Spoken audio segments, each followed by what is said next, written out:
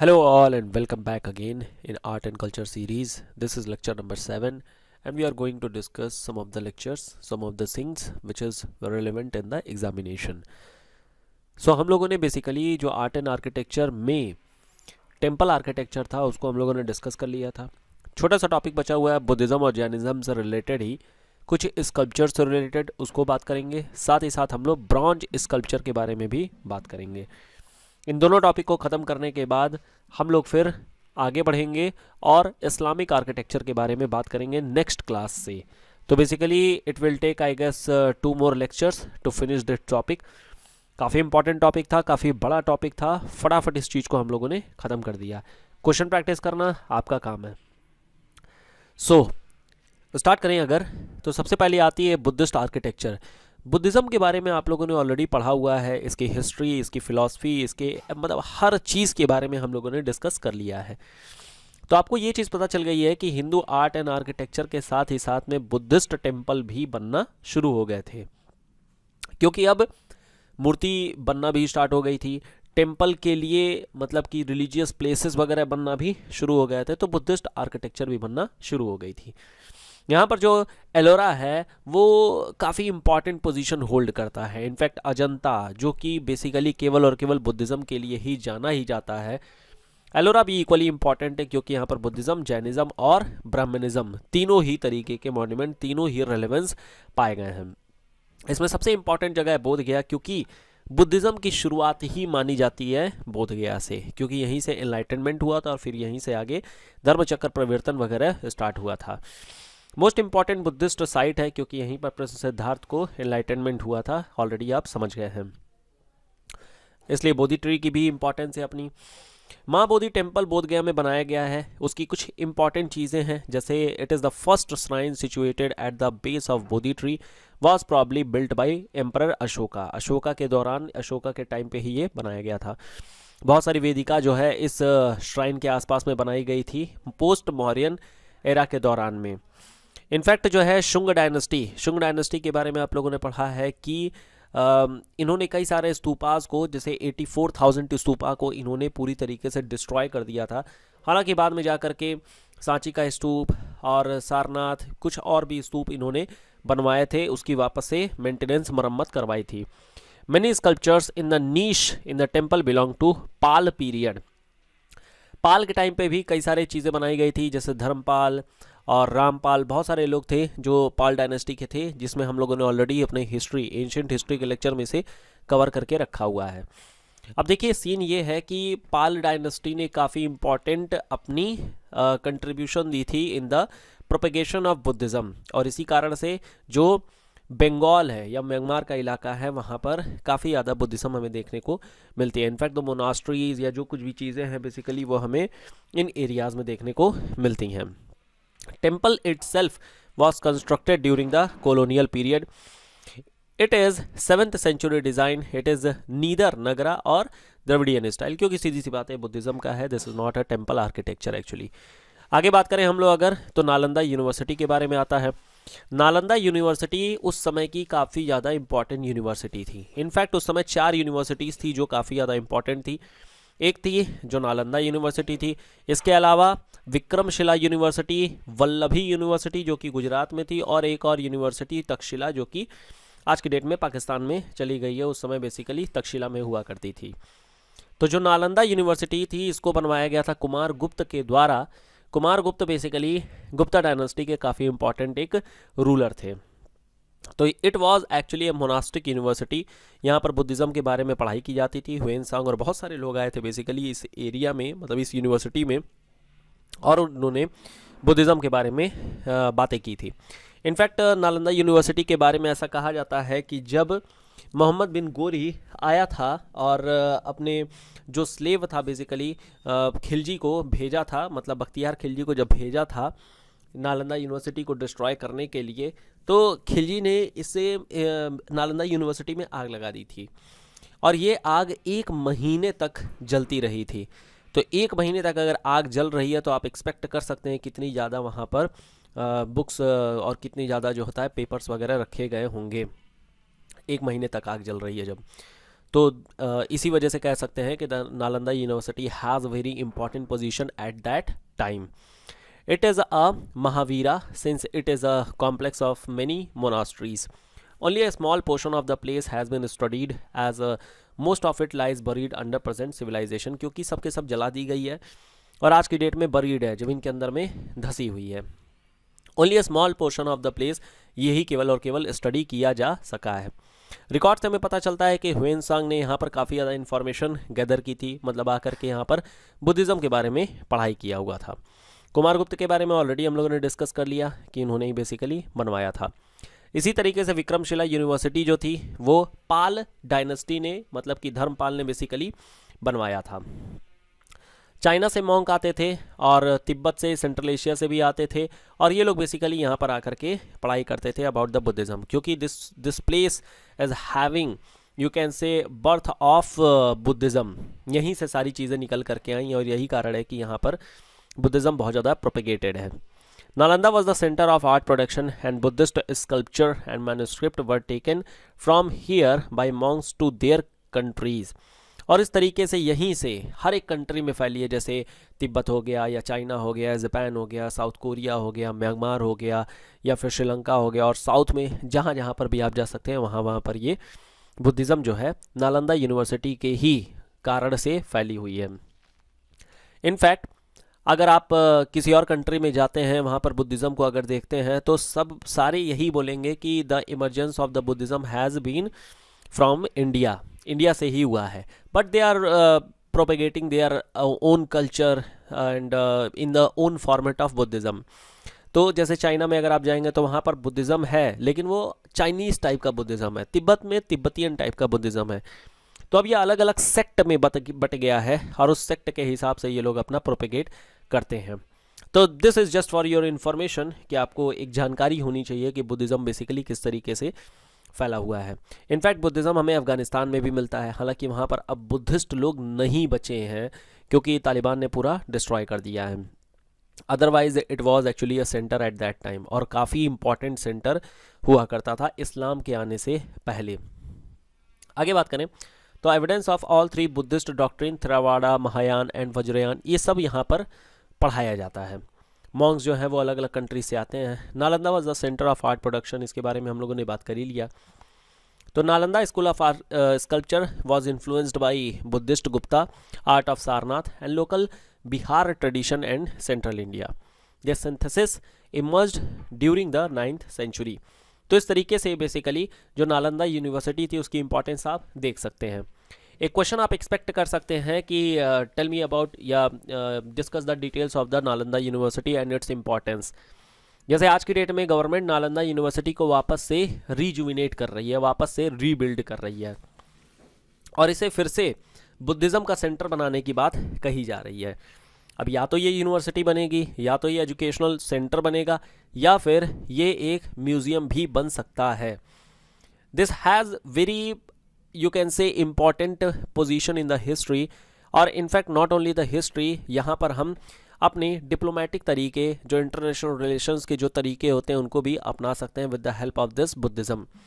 अब जैसे south Korea, Japan या फिर म्यांमार, इन सब के जो main hearted, main you can से the binding material is religion and Buddhism यहाँ पर काफ़ी ज़्यादा फेमस है. तो इस वजह से नालंदा को वापस से रिजुविनेट करके हम लोग वापस से इनके साथ, इन कंट्रीज़ के साथ और बेटर टाइज बना सकते हैं.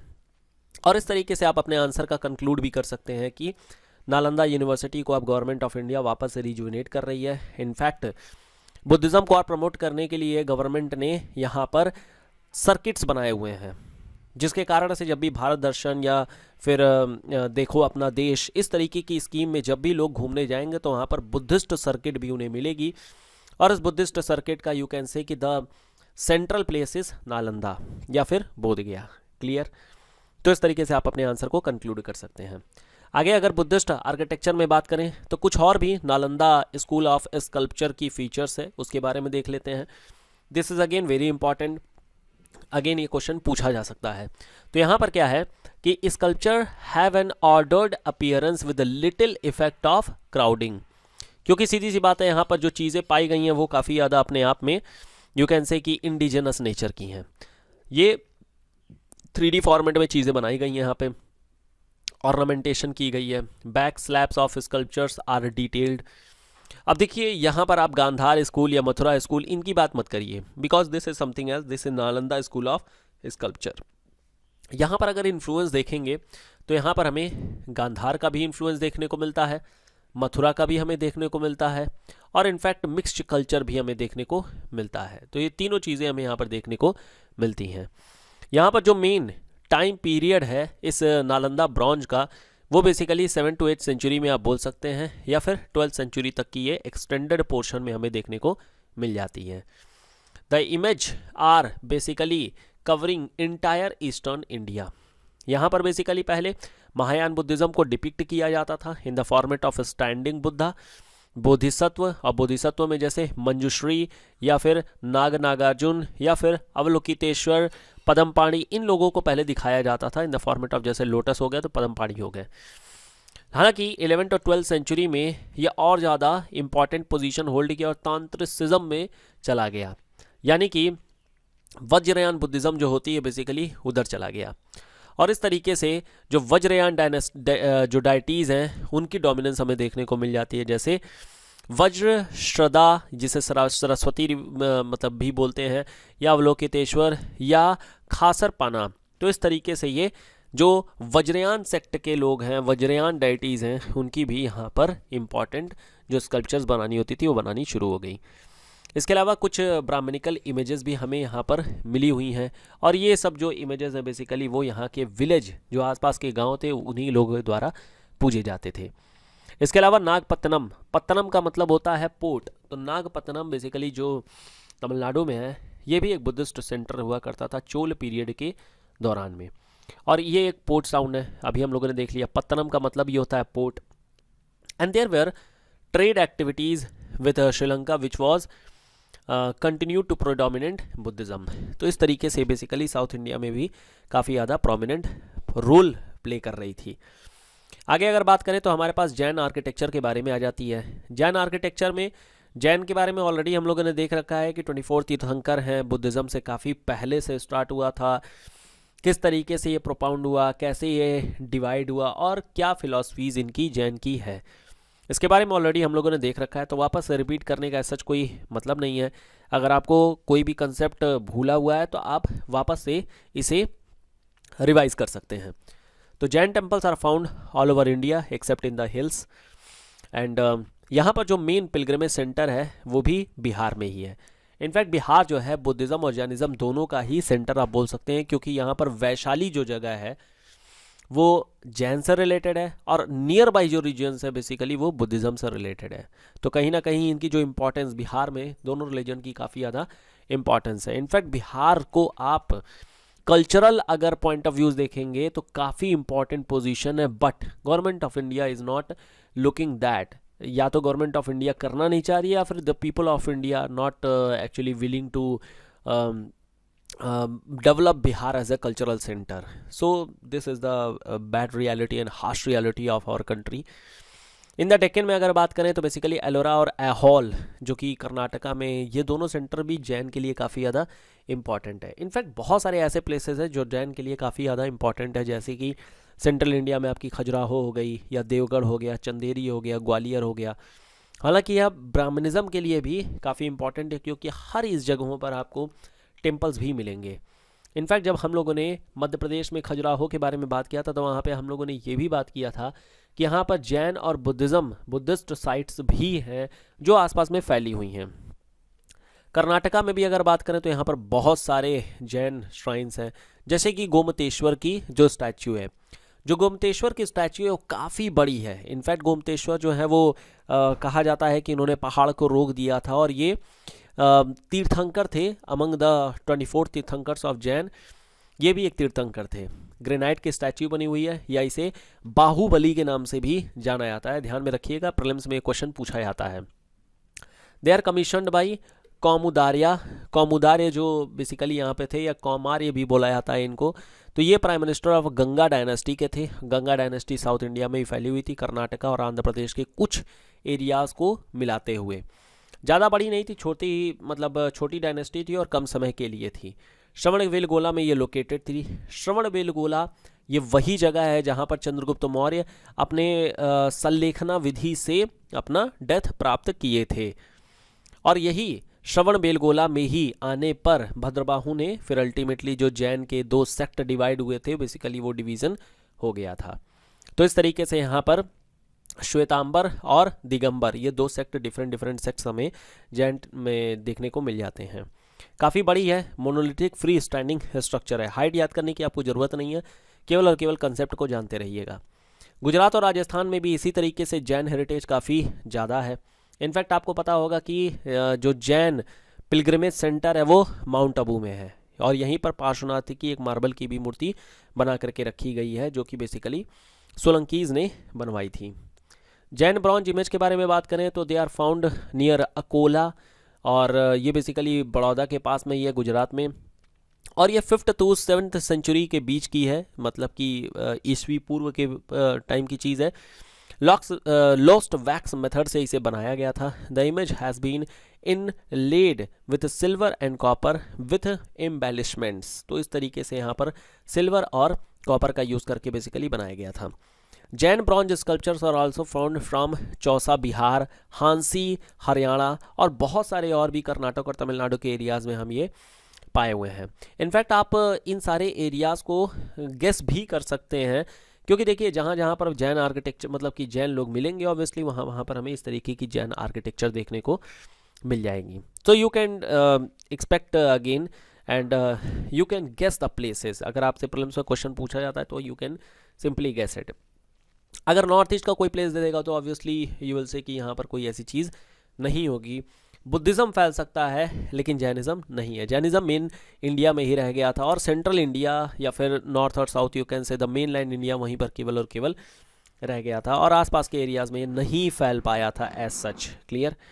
आगे अगर देखें तो जैन टेम्पल जो माउंट आबू में है, जैसा कि अभी हम लोगों ने बात किया कि ये कंस्ट्रक्ट किया गया था विमल शाह के द्वारा, सोलंकीज डायनेस्टी के द्वारा, and they are also called as Dilwara temple. कभी जाइए वहाँ पर, काफ़ी इंपॉर्टेंट, काफ़ी अच्छी जगह है, देखने में काफ़ी अच्छा लगता है। In fact you can watch the architecture there, कितना प्यारा बनाया गया है। 11 to 13 सेंचुरी के दौरान का बना हुआ ज़रूर है, लेकिन आज भी उतना ही प्योर दिखता है। तो every ceiling has a unique pattern there and they are richly sculptured on white marble. Their exterior are simple, but the interior are fine carved and exquisitely decorated. Next हमारी आ जाती है ब्रॉन्ज स्कल्पचर के बारे में। Buddhism और Jainism के बारे में जितना भी चीज़ें था वी हैव ऑलरेडी डिस्कस्ड। अब जरा आ जाते हैं कुछ ब्रॉन्ज स्कल्पचर्स के बारे में भी बात कर लेते हैं। ये देखिए ऐसे टॉपिक्स होते हैं जनरली इसको स्किप कर देते हैं, या उतना अच्छा नहीं आप जानकारी रखते हैं, जिसके कारण से एग्ज़ाम में आपको प्रॉब्लम होती है। तो इस वजह से 1 by 1 करके हम लोग सारे छोटे छोटे टॉपिक को भी उतना ही इम्पोर्टेंस दे करके समझ रहे हैं। तो ब्रॉन्ज स्कल्पचर के बारे में अगर बात करें तो ब्रॉन्ज की बातें जो हैं बेसिकली वो इंडस वैली सिविलाइजेशन से ही स्टार्ट हो जाती हैं। वहीं से बेसिकली ब्रॉन्ज की मूर्तियाँ बनाना शुरू हो गया था। हालांकि शुरू में जो स्कल्पचर्स थी वो बेसिकली टेराकोटा और स्टोन की बनाई जाती थी, लेकिन ये लोग ब्रॉन्ज का भी इस्तेमाल करते थे। बाद में लॉस्ट वैक्स टेक्निक के थ्रू या फिर इसे कायरा पर्डू प्रोसेस के थ्रू इंडस वैली सिविलाइजेशन में बनाया जाता था। इनफैक्ट इसे आज भी प्रैक्टिस किया जाता है, आज भी बनाया जाता है, बस now we have more developed technology, ताकि हम लोग और भी सुंदर और क्लियर पिक्चराइजेशन कर सकते हैं। Bronze is an alloy of basically copper and tin, जिसे जस्ता बोलते हैं, and sometimes zinc is also added along with the most component जो यहाँ पर रहती है वो कॉपर ही रहती है। Alloy making process of mixing metal was known to the Indus ancient Indians. Bronze sculpture and statues of various icon of Hinduism, Buddhism, Jainism, ये सब कुछ सब पाया गया था nearly 2nd century CE to 16th century CE। तो इस तरीके से बेसिकली यहाँ पर चीज़ें बनाई जा रही थी। जो इमेजेस बनाए जाते थे वो या तो धार्मिक होते थे या फिर कल्चरल पर्सपेक्टिव के लिए बनाए जाते थे। धार्मिक का मतलब वही मूर्ति पूजा, मूर्तियाँ बनाना, ये सब चीज़ें। कल्चरल का मतलब ये होता है जो कल्चर को दिखाता है। कल्चर का मतलब हो गया बीड मेकिंग हो गई, या फिर जो ज्वेलरीज वगैरह होती हैं, तो ये सब रिचुअलिस्टिक या फिर कल्चरल आप बोल सकते हैं। The metal casting process was also used for making articles of daily use like utensils. अब जैसे घड़ा बना लिया गया, बर्तन बना लिया गया, चाक बना लिया गया, तो ये सब चीज़ें होती हैं जिसके लिए भी अगेन ब्रॉन्ज स्कल्पचर्स वगैरह यूज़ की जाती थी। अब हम लोग ज़रा डिवाइड कर लेते हैं नॉर्थ इंडिया और साउथ इंडिया, और हम लोग बातें करेंगे पहले नॉर्थ इंडिया के बारे में। नॉर्थ इंडिया में जो स्कल्पचर्स बेसिकली बनाई गई थी उसमें the most important is the civilisation of Indus Valley civilisation. यहाँ पर कई सारी चीज़ें बनाई गई थी, जैसे आप एग्रीकल्चरल के जो प्लॉशेयर्स होते हैं, मतलब हल जो होते हैं मिट्टी के या फिर ब्रॉन्ज के, वो भी बनाए गए थे। इसके अलावा आप लोगों ने देखा होगा कि ब्रॉन्ज की फिगरीन बनाई गई थी। इसी तरह से डांसिंग गर्ल बनाया गया था, टॉर्सो है। सो ये सब चीज़ें हैं। इनफैक्ट अगर आपको कभी हड़प्पा की जो साइट है वहाँ पर जाने का मौका मिले, पाकिस्तान में है, तो वहाँ पर आप जब जैसे ही जाएंगे, बेसिकली एक म्यूज़ियम टाइप का बना हुआ है, ओपन फील्ड है, जा सकते हैं आप। वहाँ पर है क्या कि जैसे ही आप एंटर करेंगे वैसे ही मेल टॉर्सो की एक जो प्रीस्ट है बेसिकली उसकी एक स्कल्पचर बना के रखी गई है, and that is the entry point of the Harappa, या यू कैन से मोहनजोदड़ो। और फिर अल्टीमेटली जब अंदर जाएंगे तो वहाँ पर अलग अलग जगहों पर चीज़ें दिखाई गई हैं, जैसे बैथिंग ग्राउंड है, या फिर ये जो होता है वो रिचुअलिस्टिक प्लेस है, या ये एग्रीकल्चरल फील्ड वगैरह हुआ करता था, या ये कुआं हुआ करता था। तो इस तरीके से डिवाइड करके पाकिस्तान गवर्नमेंट ने भी उसे अच्छा एक म्यूज़ियम साइट बना करके रखा हुआ है जहाँ पर लोग विज़िट करते हैं। सेम वैसे ही और भी कई सारे ऐसे प्लेसेस हैं जो हमारे इंडिया में भी हैं, और यहाँ पर भी इस तरीके की कल्चर को रिप्रेजेंट किया जाता है। इनफैक्ट इंडिया की भी जो साइट्स हैं हड़प्पन की, वहाँ पर भी आप जा करके देख सकते हैं, जस्ट लाइक द लोथल और कालीबंगा एंड ऑल दैट, जितने भी साइट्स हैं। ठीक है। नॉर्थ इंडिया में अगर बात करें स्कल्पचर्स की, the statue of dancing girl जो कि हम मोहनजोदड़ो से पाए हुए हैं, it is one of the finest example of Indus Valley civilisation. It is a bronze statue showing remarkable achievement of the artist of Indus Valley. और ये फिगरीन जो होती है वो 4 इंच की मतलब हाइट है बेसिकली इसकी। 2500 BC के दौरान में ये बनाया गया था। It is set to be the tribhanga style में बेसिकली बनाई गई। It is one of the oldest bronze sculpture. Clear. देखिए जो त्रिभंगा स्टाइल है या फिर ये जितने भी नृत्य के स्टाइल होते हैं, ये हम लोग अभी आगे आने वाले लेक्चर्स में देखेंगे। So don't be like impatient. ठीक है। इसके अलावा एक रथ भी मिला हुआ है, चरियाड मिला हुआ है दैमाबाद से, ये भी ब्रॉन्ज का बना हुआ है। इसके अलावा जैन तीर्थंकर के भी बहुत सारे इमेज जो है वो ब्रॉन्ज के ही बने हुए हमें मिले हैं नॉर्थ इंडिया से, जैसे कि चौसा बिहार में है जो कि कुषण पीरियड का है, कुषण डायनेस्टी का है। Images show the monasteries mastery of artist in modelling masculine human physique and remarkable depiction of Adinath और वृषभनाथ, इनको दिखाया गया है जो कि बेसिकली पहले तीर्थंकर थे। लंबे लंबे बाल के थ्रू दिखाया गया है इनके जो भी सीन है। ठीक है। इसके अलावा बुद्धिस्ट इमेजेस को भी दिखाया गया है जो कि बेसिकली यूपी और बिहार में ज़्यादा फैले हुए हैं, जैसे कि standing Buddha in the right hand in abhaya mudra में बेसिकली बना कर रखा गया है। और ये ऑब्वियसली महायान डायनेस्टी के ही होंगे। महायान डायनेस्टी का मतलब महायान सेक्ट के होंगे। जो बनाया गया था, मतलब जो पीरियड था जहाँ पर ये ब्रॉन्ज स्कल्पचर्स वगैरह बनाई जाती थी इन द बुद्धिज़्म थीम, वो गुप्ता और गुप्ता के पहले के पीरियड में बनाई जाती थी। क्योंकि आपको भी पता है गुप्ता पीरियड के दौरान में कुछ चीज़ें, कुछ रेलेवेंस तो बुद्धिज़्म का था, लेकिन उसके आगे फिर केवल और केवल ब्राह्मणिज्म का ही एक तरीके से इन्फ्लुएंस रह गया था। बुद्धिज़्म अपने डिक्लाइन पे आ चुकी थी और गुप्ता पीरियड के बाद पूरी तरीके से इनका डिक्लाइन हो गया था। कई सारी चीज़ें जैसे कि भक्ति मूवमेंट भी स्टार्ट हो चुकी थी, और अलग अलग सेक्टर निकल करके आ गए थे, जैसे वैष्णवाइट, शैवाइट या फिर शक्तिज़म, ये सब निकल के आ गए थे, जिसके कारण से अगेन जो बुद्धिज़्म है वो डिक्लाइन पे आ गया था। संगति यानी कि जो संघ काउंसिल बेसिकली बनाई जाती थी, वो where the robe is wrapped over the shoulder and turn over the right arm. Basically ये एक फिगरीन इमेज बनाने का, ब्रॉन्ज स्कल्पचर बनाने का तरीका हुआ करता, जहाँ पर एक साइड में केवल और केवल कपड़े होते थे, दूसरा साइड खाली होता था कंधे का। ठीक है। तो ये ऑलरेडी हम लोगों ने देख ही रखा है। Clear. The cloth of Buddha figures are thin and youthful and proportionate figure ये बनाया गया है। ब्रॉन्ज इमेज जो होती है अलग अलग जगहों पे हमें देखने को मिली है, जैसे धानसेरा खेड़ा जो कि यूपी में है। इसके अलावा मथुरा स्टाइल ड्रैपरी, ये सब हमें देखने को मिल जाती है। बुद्धा इमेजेस है सुल्तानगंज बिहार, सारनाथ स्टाइल, ये सब बनाया गया है। कई जगहों से हमें मिला है, जैसे पोपनार जो कि महाराष्ट्र में है, या Vakataka images contemporary to Gupta period, क्योंकि वकाटका डायनेस्टी कंटेम्प्रेरी थी गुप्ता पीरियड के। Influenced by the 3rd century Amaravati style and this was actually developed in Andhra Pradesh. The images were portable and were carried by monks from place to place for personal worship और installation at the vihara. Clear. North India में ये आगे बात करें तो हिमाचल प्रदेश और कश्मीर में भी हमें बुद्धिज़्म और हिंदुज़्म के डाइटीज़ के बारे में देखने को मिलता है। इनफैक्ट अगर आप कभी स्पीति वैली में अगर आप जाएंगे तो वहाँ पर कई सारी आपको मोनास्ट्रीज दिखेंगी जो कि अपनी काफ़ी इंपॉर्टेंट पोजीशन होल्ड करती हैं। 8th, 9th और 10th सेंचुरी के दौरान में ये बेसिकली डेवलप हुई थी। Growth of different type of iconographies of Vishnu is seen here. और 4 हेडेड विष्णु बनाए गए हैं यहाँ पर। चतुर्नंद या फिर वैकुंठ विष्णु ये नाम दिया गया है इनका। ठीक है, बैकुंठ धाम भी कई बार बोला जाता है लेकिन वो उत्तराखंड को बोला जाता है। ठीक है, ये ध्यान में रखिएगा। नालंदा स्कूल ऑफ ब्रॉन्ज के बारे में बात करेंगे तो ये बुद्धिस्ट साइट है, इसमें तो कोई डाउट नहीं है। पाल डायनेस्टी पाल लोगों के द्वारा बनाई गई थी। In the religion of Bihar और बंगाल के एरिया में था।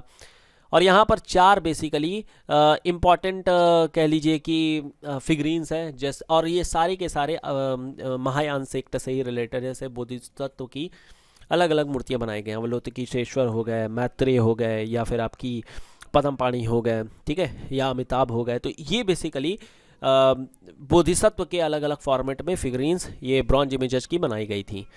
मेनली मेल फिगर है, त्रिभंगा पोस्चर में है। And during the Vajrayana phase of Buddhism the worship of female form was also seen. तो यहाँ पर तारा देवी की पूजा की जाती है। तारा देवी के बारे में ऑलरेडी मैंने बता रखा है in the lecture of Buddhism, और वहाँ पे मैंने बताया हुआ है कि वज्रयान सेक्ट में बेसिकली जो पूजा की जाती है वो तारा देवी या तैत्रे देवी को की पूजा की जाती है। तांत्रिज्म वगैरह वहाँ पर माना जाता है। इनफैक्ट कभी आपको मौका मिले तो आप हिमाचल में जाइएगा, वहाँ पर तारा देवी की कई सारी मोनास्ट्रीज आपको देखने को मिल जाएंगी वहाँ पर। In fact you can watch it on YouTube also. वहाँ पर भी तारा देवी के बारे में जो मोनास्ट्रीज हैं वहाँ पर उनके बारे में व्लॉग्स वगैरह दिखाए गए हैं। You can write this question, right a short note on development of bronze architecture, और इसको लिख करके फिर आप सेंड कर सकते हैं। साउथ इंडिया में अगर आ जाएं तो जिस तरीके से नॉर्थ इंडिया में डेवलपमेंट थी उससे ज़्यादा ही इनफैक्ट साउथ इंडिया में डेवलपमेंट थी, क्योंकि साउथ इंडिया में जो डायनेस्टीज़ थी वो काफ़ी पावरफुल डायनेस्टीज़ थी। जैसे कि हम लोगों ने अपने लास्ट लेक्चर में ही बात किया था कि जैसे चोल डायनेस्टी हो गई या फिर आपकी पल्लव डायनेस्टी हो गई, सब स्ट्रॉन्ग डायनेस्टीज़ थी, जिसके कारण से जो डेवलपमेंट इन आर्किटेक्चर में हुआ था वो काफ़ी ज़्यादा हुआ था। इसी कारण से जो यहाँ पे मंदिर टेम्पल्स वगैरह भी देखते हैं काफ़ी भव्य देखने को मिलते हैं।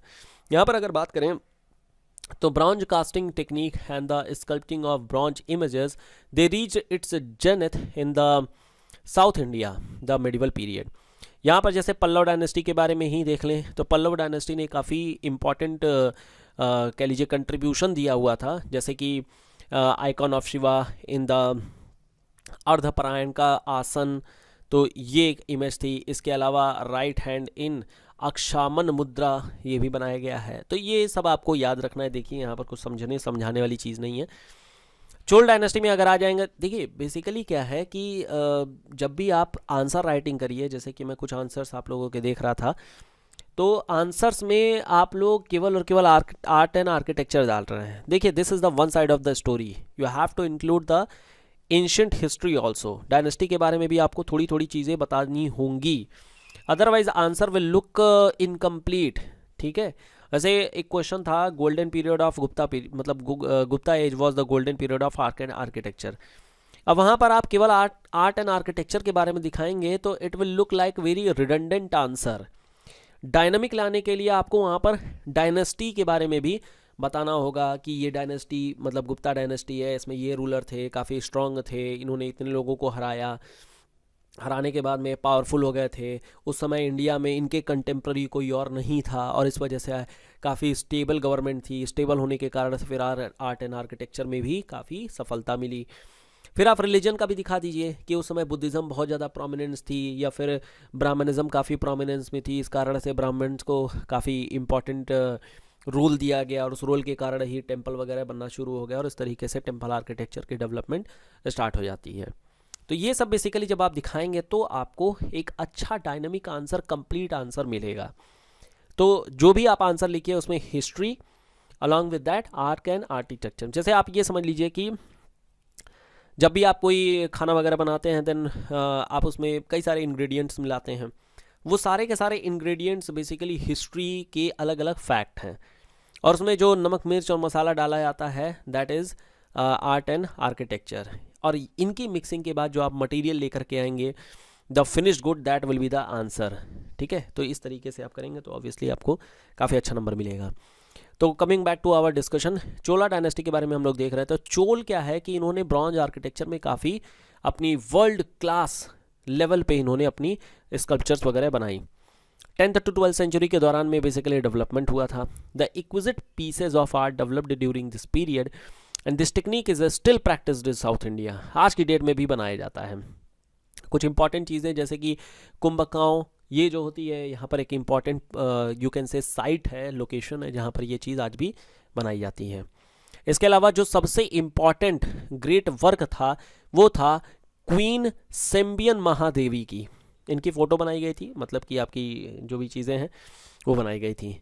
इसके अलावा वर्ल्ड फेमस इमेज शिवा की नटराज थी, जिसके बारे में ऑलरेडी वी हैव डिस्कस्ड, तो हम लोग वापस से इसको रिपीट नहीं करेंगे। Wide range of Shiva iconography in the Tanjore region. देखिए यहाँ पर क्या है, शैविज्म बहुत ज़्यादा फैला हुआ था। इनफैक्ट शंकराचार्य भी यहीं के थे, जिन्होंने आगे जा करके फिर भक्ति मूवमेंट में काफ़ी अपना योगदान दिया था। यहीं से सारी चीज़ें निकल करके आती हैं। इनफैक्ट जब भी हम लोग वैष्णविज़म, शक्तिज़म और शैविज़म के बारे में बात किए थे, तो वहाँ पर मैंने बताया था कि वैष्णविज़म जो था वो नॉर्थ इंडिया का था, शैविज़म जो था वो साउथ इंडिया का था, और शक्तिज़म जो था वो नॉर्थ ईस्ट इंडिया में फैला हुआ था।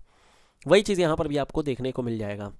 इसके अलावा कल्याण मंदसुंदर मूर्ति ये बनाई गई थी। जैसे कल्याणम बोला जाता है ना साउथ इंडिया में, मूवीज़ वगैरह में आप लोगों ने देखा होगा। तो यहाँ पर जो है अलग अलग स्टैच्यूज़ बना करके मैरिज को दिखाया जाता है, जैसे पार्वती और शिवा की मूर्ति। इसके अलावा अर्धनारीश्वर की भी मूर्ति दिखाई है, जो कि शिवा और पार्वती को एक साथ एक सिंगल पिक्चर में दिखाया गया है। There are also independent images of Parvati also, जो कि शक्तिज्म को दिखाता है, शक्तिवाद को दिखाता है। क्लियर। इसके अलावा आगे और बात करें तो हमारे पास विजयनगर में भी कुछ ब्रॉन्ज स्कल्पचर्स वगैरह मिली हैं। विजयनगर देखिए आपके लिए काफ़ी इंपॉर्टेंट है, जैसा कि लास्ट क्लास में भी मैंने आप लोगों को बताया था कि विजयनगर की कितनी ज़्यादा इंपॉर्टेंस है इन द हिस्ट्री, क्योंकि हर साल आप देखेंगे तो 2 से 3 क्वेश्चन विजयनगर के पूछे आते हैं, चाहे वो प्रीलिम्स हो चाहे मेंस हो। ठीक है, तो यहाँ पर अगर देखें तो विजयनगर की शुरुआत होती है 16th सेंचुरी से। थोड़ी सी हिस्ट्री का एक क्रक्स आप डाल सकते हैं हरिहर बुक्का के नाम पे, कि किस तरीके से हरिहर बुक्का हिंदू थे, फिर उसको इस्लाम कन्वर्ट किया गया था, then they converted again to Hinduism and ultimately they established this Vijayanagara empire. इन्होंने पोर्ट्रे किया था स्कल्पचर, जिसको कि हम लोग आर्टिस्टिक सीन से अगर देखें तो काफ़ी रॉयल पैटर्नेज हमें देखने को मिलती है और काफ़ी इंपॉर्टेंट और अच्छी फिगर्स होती हैं ये। तिरुपति की यहाँ पर फोटो बनाई गई थी, जो कि कृष्ण देव राय ने बनाई थी अपनी 2 क्वीन के, तिरुमाला एंड चिन्न देवी के नाम पे, और काफ़ी इंपॉर्टेंट है। कृष्ण देव राय जो होते हैं काफ़ी इंपॉर्टेंट पोजीशन होल्ड करते हैं। इनफैक्ट इनकी हिस्ट्री भी हम लोगों ने काफ़ी डिटेल में पढ़ी हुई है, so you can again watch that. आगे बात करें तो physical body is shown as a graceful and yet imposing. The king and his queen are in praying posture. जैसे उस समय होता क्या था ना कि कृष्ण देव राय इन्होंने क्या है वापस से मंदिरों के अंदर में अपनी मूर्तियाँ, अपनी फ़ोटो लगवाना शुरू कर दी थी।